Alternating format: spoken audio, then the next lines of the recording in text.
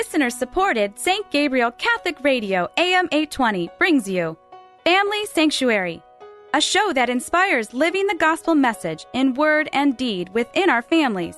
And now, Family Sanctuary with host Peggy Hartshorn. Welcome to our program, Family Sanctuary, focusing on life-giving relationships and the family. I'm your host, Peggy Hartshorn, chairman of Heartbeat International that advances life-affirming pregnancy help around the world. And today I'm in the studio with a beautiful couple that we're going to focus in on their story today, Brooke and Greg Warren. And our topic is so important for marriage, intimacy. What is real intimacy in marriage? And Brooke and Greg have a beautiful story. They were married fairly young in this day and age, we would say, but have been married now for 13 years, right? Okay. And they are, they really have a story that I think you'll find quite gripping. They are what we call reverts to the Catholic faith, right? Yes. And they came back into the church after their marriage. And so they have a story of what was it like being married before they returned to the church, and how did the church's teaching on marriage and the experience that they had of actually renewing their marriage vows, how did that affect everything about their relationship? Okay, it's a pretty powerful story, and I think you'll really enjoy it. So Brooke is actually the marriage formation specialist now for the Diocese of Columbus, and so she believes so strongly in an intimate marriage that God's called you into really working throughout the diocese with couples on marriage. That's great. And Greg is a lab compliance officer at Ohio State University Medical Center. So working in a very technical field. I think you told me, Greg, that you can even help use some of those technical skills in helping Brooke occasionally with her job. Is that correct? That's right, yes. A lot of Excel kind of data analysis things. That's a perfect example of the complementarity in our marriages, right? And an example of how you two work so closely together in every aspect of your marriage, and how that was really a new vision for you when you came back into the church. So I want to know more about your story. I want you to share it with the audience here that's with us today and can find your program in the archives. So you're now a member of St. Matthew Parish, correct? Yes. Right? Yeah. But tell us about being reverts to the Catholic Church. How did that happen? You were married in what year? We were married in 2009. 2009. Yes. But start out, I guess, you met earlier than that, 2006. Mm-hmm. Yeah, we met in 2006 at Wright State University, where we were both studying. Some friends, mutual friends, introduced us. And, yeah, we were married in 2009 and moved back to Columbus a couple years later after finishing college. And I think, 3 years later, when our son was born in 2015, is when we really started seeking a church home. Prior to that, we had been, on and off attending non-denominational church in Dayton and somewhat in Columbus, and we just didn't really feel like we had a church home. Mm-hmm. And after our oldest was born, we knew we wanted somewhere where he could learn about God and have that relationship.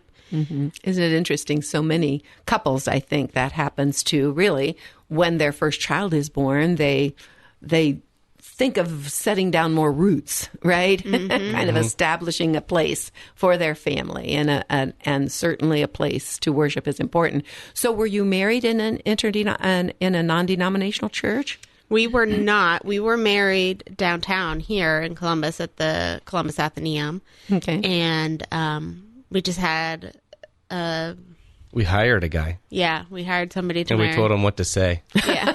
You wrote your own vows. Yeah, okay. they were pretty traditional, but we, yeah. Uh-huh. Yeah, it was very, non-denominational, I feel like. I mean, we had prayer and things like that, but it didn't really have a specific faith background other than just... And you didn't have a clergy person? No. And since we just hired the person, there was no marriage prep. Yeah. None at all. That's interesting. And today, I'm sure you know, you can find someone to officiate at your wedding online. Mm-hmm. You can even have a friend or a relative get certified pretty quickly to have the authority to preside over your legal wedding, yes. in the state of Ohio. Okay. So, so after your son was born, and his name is Sam, right? Mm-hmm. 7 years old now. You were looking for a church home. Yes. Okay. Yeah. Yeah, and much like the story of Samuel, we always had this, kind of tapping on our shoulders that we were just ignoring for those couple years when we couldn't find a home.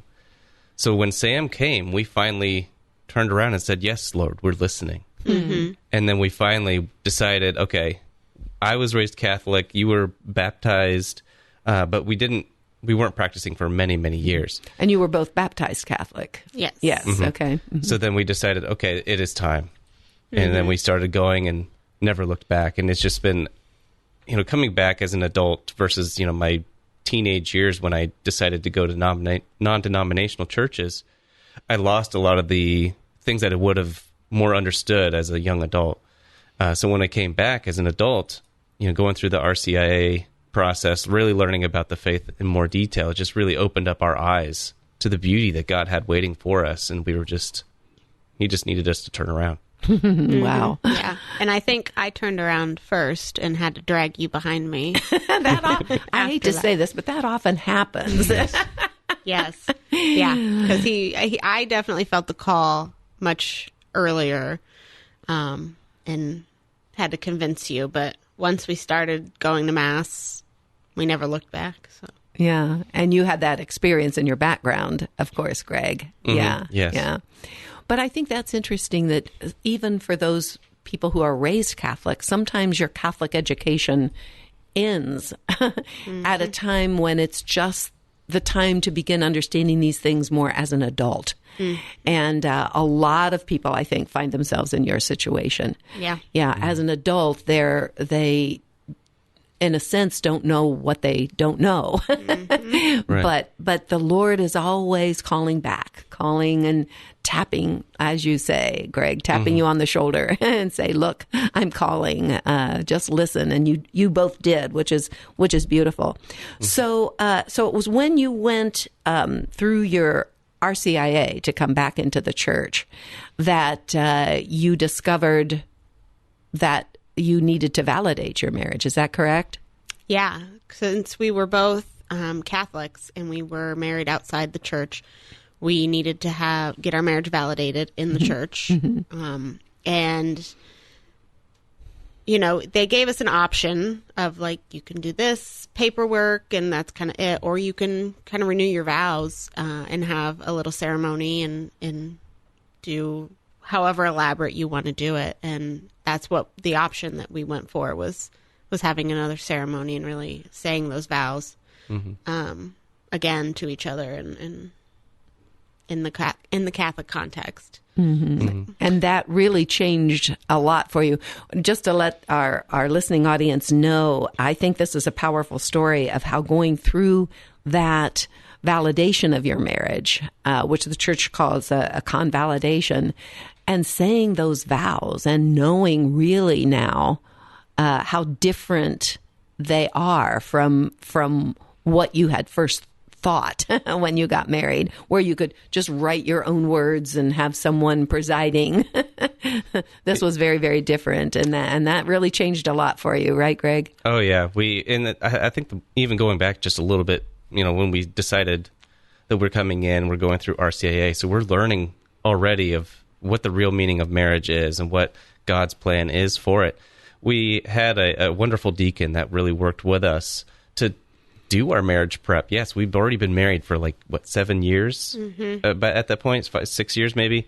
And, so we were answering a lot of these questions. And, thankfully in our pre-Catholic reversion years, it wasn't like abusive, or it wasn't a toxic marriage or anything like that, thank God.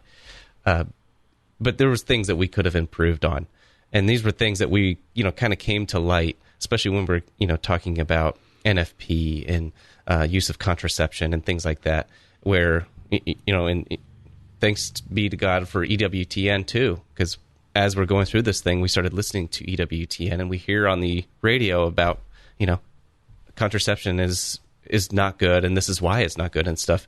So I come in one day, roll in from work, and I say, hey, honey, I think we're doing things wrong. And then so we cut everything out and really put our trust in the Lord, which was something that we, in the bedroom, we had never done before, really, inviting him there. And, he blessed us with a daughter because we didn't know what we were doing. So then we'll touch base on the NFP a little bit, I think, during our talk as well, just to, encourage you guys to learn that. Yeah, that's a beautiful story. How you, it was like, again, the tapping on your shoulder earlier to look into what is the Catholic faith truly, and do you need to come home to the church? That tapping on the shoulder, this sounds like you didn't hesitate at all. I mean, you heard the truth. You heard about natural family planning. You heard about God's plan to be open to children, and you just decided, okay, we're going to cut out the contraception. Mm-hmm. And of course, immediately you got pregnant, or it sounds like pretty quickly you did, because yeah, pretty quickly. Mm-hmm. Yeah. And I think in this aspect of natural family planning, he definitely was all in first and had to drag me along and convince me that this is what we should be doing and this is why and all of that. So yeah, we just kind of Googled it and taught ourselves, in air quotes, what to do, because we didn't know what we were doing. And yeah, that's how we ended up with our middle daughter, Lillian. And yeah, she's such a blessing. She is such a blessing. And it's so funny how the Lord works in that way when you're just open to life and you're like, I can't imagine our life without her. Sure. But you did learn later how to really space your children through natural family planning. And we'll get into that in a minute and how that's really affected your marriage. But I just think your sensitivity to the Lord and sensitivity to the promptings of the Holy Spirit, and then your trust, okay, I know this is true. I've heard it, I'm convicted. And you followed through, which I think is beautiful. And your story, the fact that in the beginning it was you, Brooke, who were kind of drawn back to the Catholic Church, and going through the RCIA and so forth, and maybe it took you a little bit longer, Greg, to move along. But then when it came to the NFP piece, Greg, it was you first. And yeah. And it shows, doesn't it, how God really has us working as a couple in our relationship, and learning to trust each other. And sometimes it's one, sometimes it's the other, sometimes it's both that are hearing something at the same time. So one of the things I thought was beautiful, what you told me earlier, Greg, was when you came back into the church, you even remembered the smells in the church. The incense and the bells, you're hearing those, and you're just bringing back all those years of before I decided to go to non-denominational, just sitting next to my parents and being there and just experiencing all the beauty that God has in the Mass. And how I love how our church really, God uses all of our senses, all of our whole being, in the worship. The sights, the smells, the tastes, the whole experience, physical as well as spiritual experience in our worship, which I just love. Well, if you just joined us, you're listening to Brooke and Greg Warren, who are sharing their story of coming back to the Catholic Church, having their marriage validated, and by the way, we're going to do a program, which will be in our archives as well, about that whole experience of saying their vows in the Catholic setting and how important that was for their story. But they're telling us about coming back to the church, being open to life, and we want to focus now particularly on how that affected your intimacy. The natural family planning piece, really being open to each other totally when it comes to your sexuality. So, and we titled our program Rediscovering Intimacy in Marriage. So let's talk a little bit more about that, how being open to life really changed your whole intimacy. Yeah. So when I was pregnant with our middle daughter, we went through NFP class through the diocese. My colleague, we were the only pregnant people Yes. in the class. we were the only pregnant people. Everybody else was just engaged and thought we were contagious, I think, because they wouldn't sit with us. But yes, my colleague, Jennifer Folan, actually taught our NFP class with her husband, Frank, and just learning kind of why we do it. I think the science behind NFP is an easy sell to most people just because, it's what your body does. It's kind of... You don't have to add Yeah. any chemicals or poison to your body. Yes. There's no side effects to NFP No, nothing. other than babies.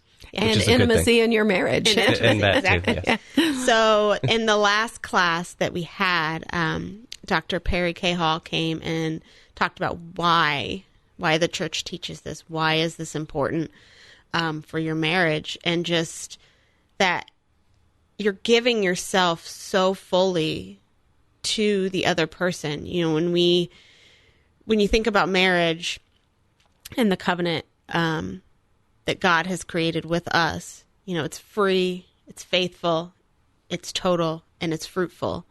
And I feel like using natural family planning just shows all of those things. You're not cutting it off. You're not.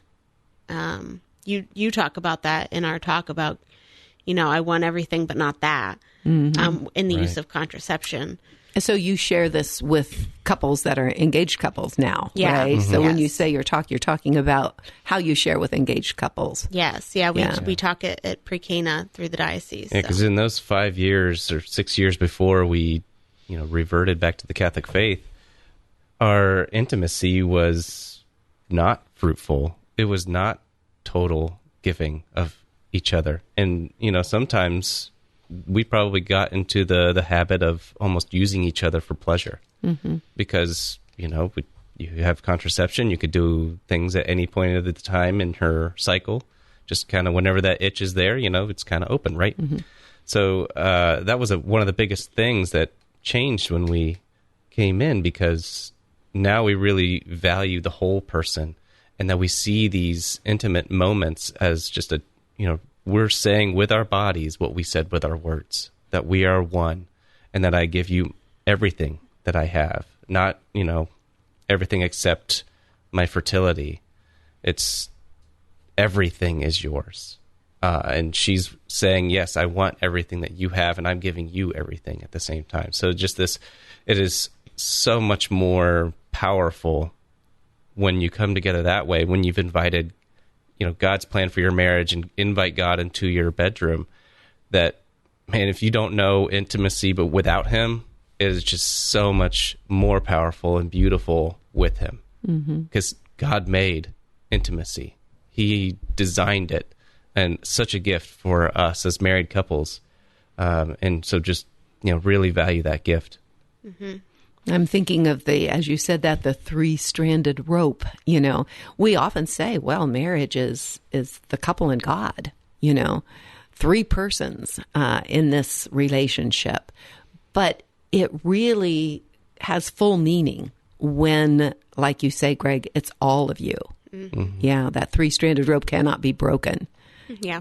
And I think one thing, opening up the door for God to come into the bedroom and opening up yourself to just trusting in him and allowing God to truly guide your life and to do his will. Before, when we had our second daughter, I thought we were finished with kids. I was like, I don't want any more. I'm good. I think this is it. And you were following the Planned Parenthood too, right? Yeah. Yes, Unfortunately. exactly. Yeah. And so 2 years ago, 2020, it came into my heart that God was telling me, it's time for you to have another child. I'm like, no, he's not. No.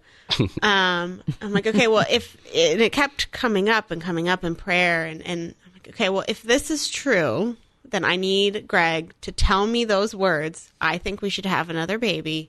He has to be direct. Like, that needs to be, you can do it. You're God. I know you can. So we were doing a marriage enrichment. And one of the questions that came up in the book we were using was, what's something you feel like you can't talk to your spouse about? And he looked at me and said, I think we should have another baby. And, I was like, okay, Lord, I crystal clear. We get it. Okay, it's time. And, since we were using natural family planning and we knew my cycle and it was God's will, clearly, we were pregnant that same, month and are blessed with our second daughter, Teresa, who just turned 1. And, I feel like the more we go down this path and the more that we trust and let him into our marriage, it's just, I feel so much more comfortable with natural family planning, with the intimacy in our marriage. It's just something that's so beautiful and just there, and it's so fully, and I hope that it's shown, like, that people can see that we're an example to other couples and to our own children, that they can see the love that we share and how we let Christ into our marriage. It's just so beautiful. Sure. And that's, of course, the whole desire of my heart in the program, the Family Sanctuary, that we hear stories of how the couple first as the initial family, then the children that the Lord adds to that family in one way or another. The fruitfulness of your marriage is not just a way of bringing his love into your family, of course, into the lives of your children, but then it's a reflection to the world. People can't help but see it in your parish, in your neighborhood, and I wish our listening audience could see it in your faces today as we're sitting across from each other at the table here, and you're sharing your story. Yes, I see that peace in your faces, in the love for each other, in the way you relate to each other. It is visible. And of course, that's what marriage as a sacrament really means, isn't it? That God created something here, a marriage, that is an outward sign, of his grace. Mm-hmm. So was that kind of a revelation to you? It was, I know, to my husband and me. We were married 9 years before we made our Worldwide Marriage Encounter weekend. And we kind of knew our marriage was a sacrament, but we really didn't know what that meant. Was that a revelation to you as well at some point in your story? Yeah, for sure. Because I think, but before, when we got married, we weren't under the impression that we were here to get each other to heaven, and that really we were lifting each other up and, inviting God to fill us with that grace to be able to do that. Because there's a lot of times that Brooks picks me up when I'm falling, or, sometimes, very rarely, I help her out. So she's helps out a lot more. Yeah. You help me more than you know. I think that's kind of just the relationship in marriage anyways. The right. husband thinks, that you help us more than you know. And yeah, just knowing that we have God's grace, mm-hmm.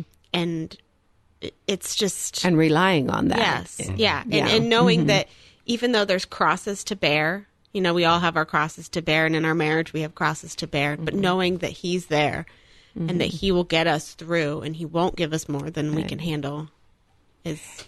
And your love, not only does it enrich you individually, you as a couple, and your family. I think it's going to be beautiful to see your 3 children and your family coalescing and experiencing God's love through the years. But other people see that. That's the way God then inspires the couples that you know, who maybe haven't yet fully grasped this. Maybe God's tapping on their shoulders, but they haven't turned around to say, yes, Lord, I'm listening. Mm-hmm. The people in your parish, the people that you meet. Greg, have you ever had anybody at your work say something like, well, why are you seem so happy? Or why do I see a special look on your face? Do you ever hear that? They do, yes. Uh-huh. And it's just a great opportunity, a grace that God has given me to say exactly why.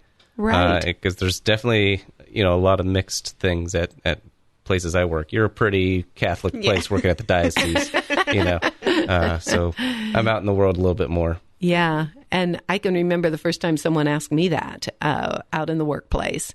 And then we came to realize, my husband and me, how unfortunately so many people still need this. They haven't really experienced God's grace. They see something different, something special, and they're seeking that.